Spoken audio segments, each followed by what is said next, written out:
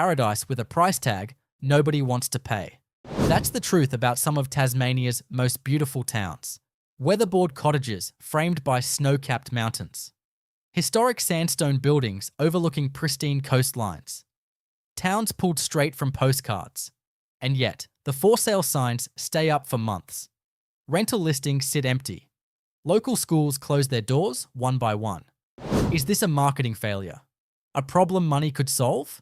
Or something deeper in these remote corners of Australia's island state? The reality is more complex than a simple exodus story.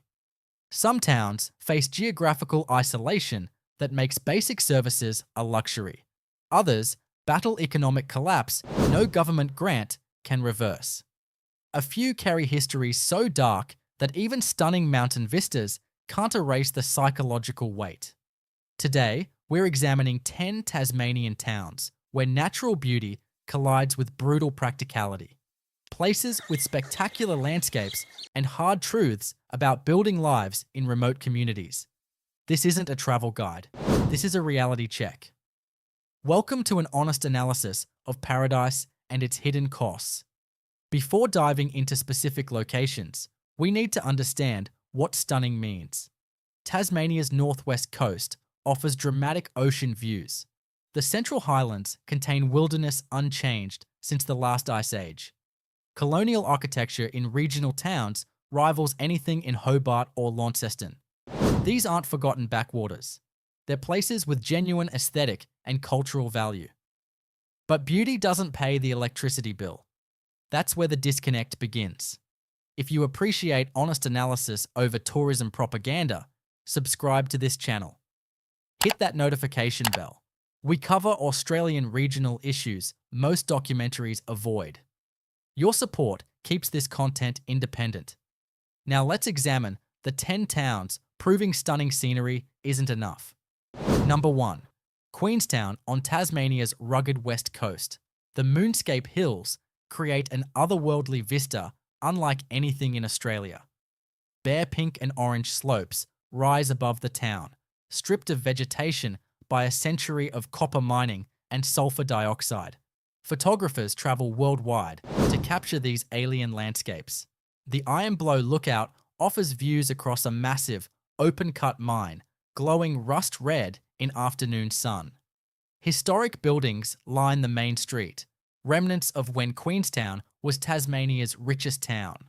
But the tourism brochures don't mention this. Queenstown receives over 2 meters of rainfall annually, making it one of Australia's wettest places. The isolation is extreme. Hobart is 4 hours away on winding mountain roads that close regularly in winter. Population crashed from 20,000 at its peak to less than 2,000 today. The mine barely employs locals anymore, with most workers flying in and out from the mainland. Young families face a brutal choice. Stay in a town with limited employment and aging infrastructure, or abandon the community their grandparents built. The local hospital operates with skeleton staff. The high school struggles to offer advanced subjects with so few students. Internet connectivity remains unreliable despite government promises. Queenstown's beauty is undeniable, but living there requires accepting isolation and economic uncertainty most Australians won't tolerate. The hills that make it stunning are the same hills that killed the forest and drove away the jobs. Number 2. Zeehan, just 30 kilometres north of Queenstown. This silver mining boomtown once rivaled Melbourne in wealth and ambition. The Grand Hotel still stands on Main Street, a 3-story Victorian masterpiece that hosted international performers during mining glory days. The surrounding mountains provide dramatic backdrops, with Mount Zeehan dominating the skyline. The West Coast Pioneers Memorial Museum contains one of Australia's best mineral collections. Walking through Zeehan feels like stepping into a time capsule of colonial prosperity. But prosperity died here decades ago now. The silver mines closed. Population collapsed from 10,000 to under 1,000. Main Street now has more empty shop fronts than operating businesses. The nearest supermarket worthy of the name is in Queenstown, and that's barely adequate. Young people leave as soon as they finish school because there's nothing to do and nowhere to work in town. The town's aging population creates a demographic death spiral. Fewer children means the school loses funding. Fewer workers means businesses close down. Fewer businesses means even fewer jobs available. The cycle feeds itself without interruption. Zeehan's architecture deserves heritage protection, but heritage doesn't create employment. The mountains are spectacular, but you cannot eat scenery alone. Number 3. Strahan on Macquarie Harbour. This is where things get complicated because Strahan is thriving by tourism standards. The harbour setting is world-class. Fishing boats bob in protected waters, while Franklin Gordon Wild Rivers National Park wilderness rises in the distance. Gordon River cruises depart daily into pristine rainforest seemingly untouched by humans. Waterfront restaurants serve fresh seafood with harbour views, but try to live here year-round and cracks appear fast. Strahan's economy is entirely seasonal. From May to September, the town hibernates.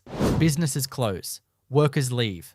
Population swells to 3,000 in summer and drops below 500 in winter. If you need stable year-round employment, Strahan can't provide it. Cost of living is absurdly high because everything trucks in across mountain roads. Housing is scarce because property owners prefer short-term holiday rentals over long-term residents. The local school has fewer than 50 students. Medical services are basic at best. Strahan demonstrates a painful paradox. Tourism success can make a town less livable for permanent residents. When every business caters to visitors rather than locals, when housing becomes unaffordable due to holiday rental demand, when your economy shuts down half the year, you've created a beautiful trap. Strahan is stunning. Strahan is successful by tourism metrics. But Strahan is not where normal families easily build normal lives. The harbour may be protected, but the community isn't. Number 4. Savage River in the state's remote northwest. The name alone tells you this isn't gentle retirement country. The surrounding landscape is breathtaking in a harsh, unforgiving way. Dense temperate rainforest covers steep valleys. The Savage River cuts through ancient rock formations. The drive-in from Smithton takes you through remote forestry country. This is wilderness that demands respect. The town exists for one reason: the Savage River iron ore mine. When that mine runs, Savage River has purpose. Workers earn good wages. The company maintains decent housing. The small community has genuine camaraderie born from shared isolation. But the mine has closed and reopened multiple times over decades. Each closure devastates the town. Each reopening brings false hope. Currently, the mine operates, but workers increasingly fly in and out rather than living on site. This is death by 1,000 cuts. Town infrastructure was built for 500 people. Now it has fewer than 100 permanent residents. The isolation is crushing. Smithton is the nearest real town, 45 minutes away on rough roads. Burnie, with hospitals and shopping centres, is another hour beyond. Mobile phone coverage is non-existent in most of the area. Forget streaming services or reliable internet. Savage River offers employment when the mine runs, and stunning wilderness for those who appreciate it. But it offers nothing resembling normal modern life. The forest is magnificent. The isolation is brutal. Number 5. Rosebery, a zinc and lead mining town tucked beneath Mount Black in the Western Highlands. The setting could grace any outdoor adventure magazine. Alpine peaks surround the valley. The Pieman River system provides world-class trout fishing. The old mining infrastructure has industrial aesthetic photographers love. Historic miners' cottages line the streets. But Rosebery suffers from problems that plague all Tasmanian mining towns. The mine is everything. When copper and zinc prices are high, the town survives. When prices drop, jobs disappear. Population has halved since the 1980s. Young people leave because they refuse to bet their future on commodity prices they cannot control. Town services decline in direct proportion to population loss. The hospital offers basic emergency care only. The high school closed years ago, forcing teenagers to board elsewhere or commute daily to Zeehan. Local shops stock essentials but little else. Fresh produce trucks in from Burnie at significant cost. Rosebery demonstrates what happens when a community is built around a single industry in a location with no economic alternatives. The mountains don't provide backup employment. The rivers don't generate alternative income. When the mine struggles, the town struggles. When the mine thrives, the town merely survives. This isn't sustainable community planning. It's economic hostage-taking dressed in spectacular alpine scenery. Number 6. Corinna on the Pieman River, deep in the Tarkine wilderness. This one requires a different lens because Corinna barely qualifies as a town anymore. It's more accurately a wilderness retreat that used to be a settlement. The location is extraordinary. The Pieman River flows dark with tannins from surrounding buttongrass plains. Ancient rainforest presses in from all sides. The sense of isolation and untouched wilderness is profound. A small hand-cranked vehicular ferry crosses the river, one of the last of its kind operating in Australia. But living here is essentially impossible unless you work for the retreat. There's no school, no medical services, no shops, no permanent community beyond a handful of staff members. The nearest actual town is Waratah, over an hour away on dirt roads that become impassable after heavy rain. Corinna exists as a destination, not a home.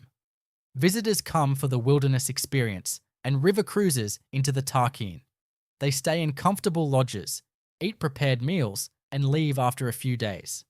The infrastructure serves tourists, not residents. This is the logical endpoint for many remote Tasmanian locations. When population decline reaches critical levels, the only viable economic model becomes tourism. And tourism requires transient visitors, not permanent communities. Corinna is stunningly beautiful. Corinna is not a town where you can live. It's a place you visit to experience wilderness, then return to civilization. Number 7. Waratah in the shadow of Mount Bischoff. This town has one claim to fame beyond mountain scenery. The Waratah waterfall tumbles directly behind the main street, creating a postcard backdrop for the handful of weatherboard houses remaining. The old Stamper Battery and Mining Museum tell Tasmania's tin mining boom story. Surrounding mountains offer serious bushwalking. Mount Bischoff itself is a geological wonder, slopes still bearing intensive mining scars. But Waratah is dying slowly. Population hovers around 200, down from thousands during the mining era. The school has a dozen students. The pub barely survives. The general store operates limited hours.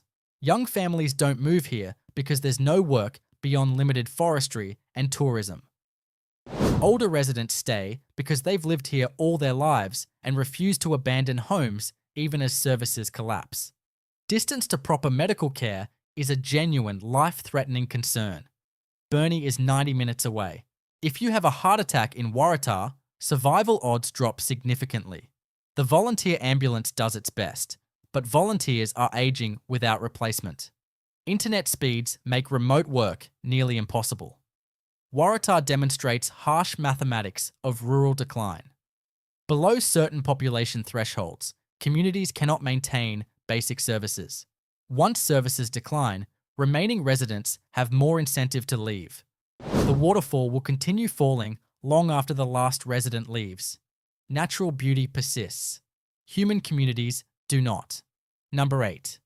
Beaconsfield on the Tamar River, 40 kilometres north of Launceston. Wait, Beaconsfield is accessible and close to a major city.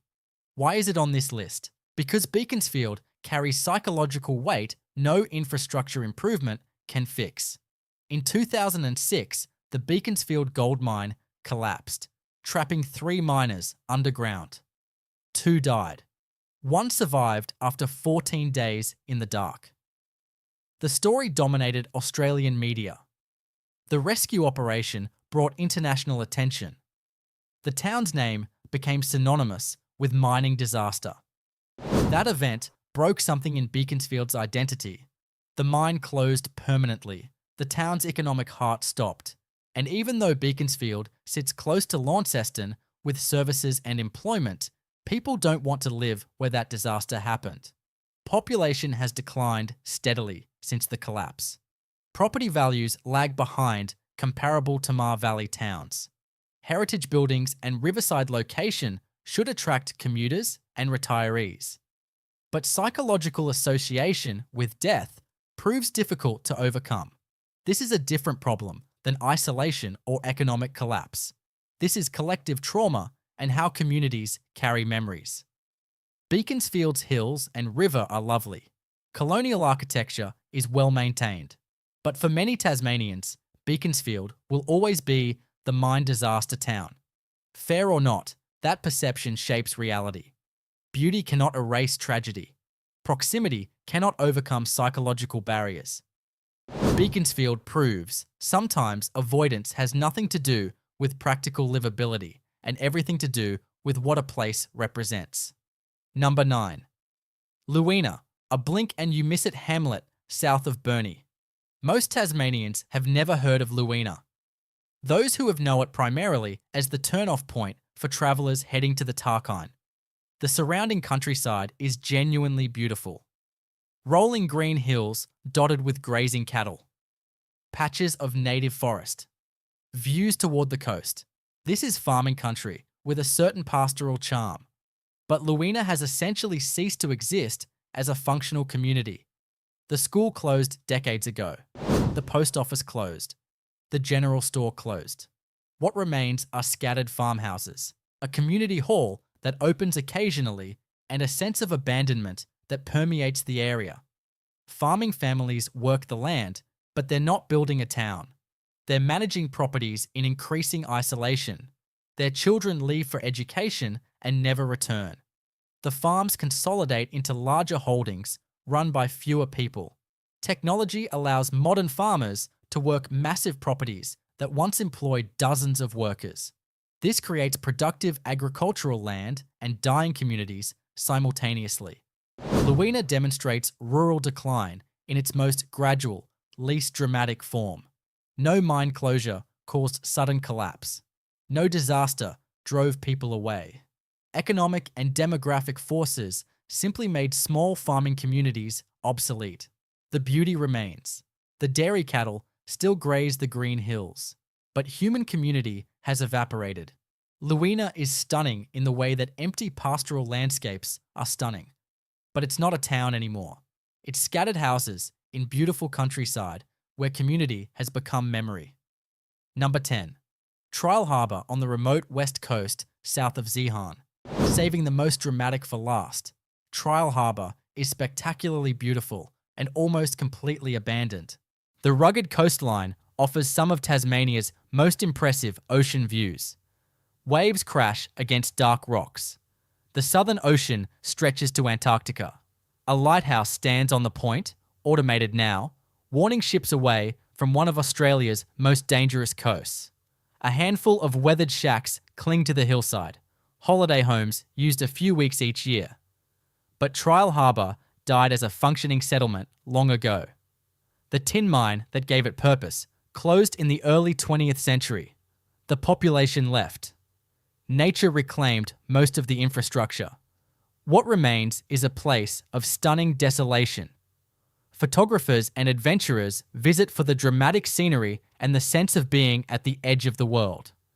Nobody lives here permanently. Nobody could. There are no services whatsoever. The rough track in from Zeehan is barely maintained.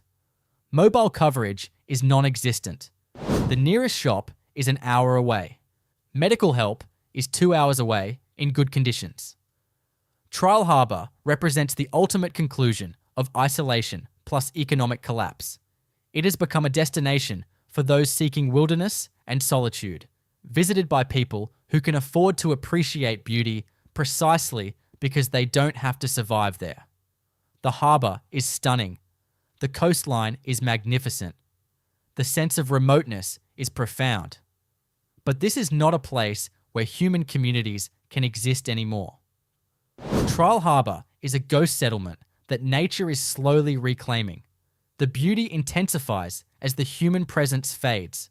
Whether that's sad or appropriate depends on your perspective regarding wilderness versus settlement.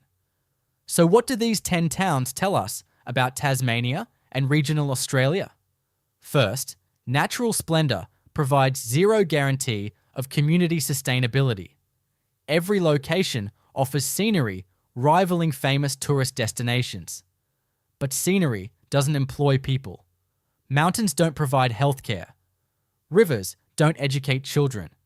The disconnect between aesthetic value and practical livability is real and growing. Second, economic monoculture kills communities. Towns built around single industries face existential crises when those industries decline. Mining towns die when mines close. Tourism towns survive only with year-round visitation, which most cannot achieve. Third, isolation is not romantic when you actually live it. Urban Australians fantasize about remote cottages. What they don't imagine is driving 2 hours for cancer treatment, watching children leave because there's no employment, or paying double for groceries. Isolation in small doses is rejuvenating. As daily reality, it's grinding. Fourth, government intervention has limits. Tasmania's state government has thrown programs at regional decline. Economic grants, infrastructure upgrades, tourism marketing, population initiatives. These help at margins, but cannot reverse fundamental forces. You cannot subsidize communities into existence. Money slows decline. It cannot create sustainable growth where underlying conditions don't support it. Fifth, beauty itself becomes complicated in dying communities. When a town loses its school, historic buildings become museum pieces rather than living architecture. When young families leave, stunning vistas become backdrops for aging residents with no succession plan. Beauty without community is just landscape. Landscape, however spectacular, is not the same as home. These aren't condemnations. Most towns are doing their best with brutal circumstances largely beyond local control. People who remain deserve respect for maintaining communities against overwhelming economic and demographic headwinds. But respect doesn't require lying about reality. These towns are stunning. These towns are struggling. Both statements are true. The question isn't whether these places are beautiful. They are. The question is whether beauty alone justifies the personal sacrifice required to live in extreme isolation with declining services and limited economic opportunity. For some people, the answer is yes. For most Australians, the answer is no. That's why the for sale signs stay up, rental listings sit empty, and schools close one by one. Tasmania's remote towns offer some of Australia's most spectacular landscapes. They also offer clear lessons about what happens when beauty collides with economic reality and isolation. These aren't easy lessons. They don't have neat solutions. But understanding them honestly is the first step toward meaningful conversations about rural sustainability and true costs of remote living. Now, what do you think? Is decline of these remote towns inevitable, or are there genuine policy solutions? Should governments invest heavily in maintaining small populations in spectacular but isolated locations, or focus on larger regional centres with better sustainability chances? Are these places becoming wilderness areas with scattered human presence? And if so, is that acceptable? Share your perspective in the comments. We value thoughtful discussion about regional Australian challenges. Don't forget to like this video and subscribe for more honest analysis of Australian places. Thanks for watching. Until next time, stay informed about the real Australia beyond the postcards.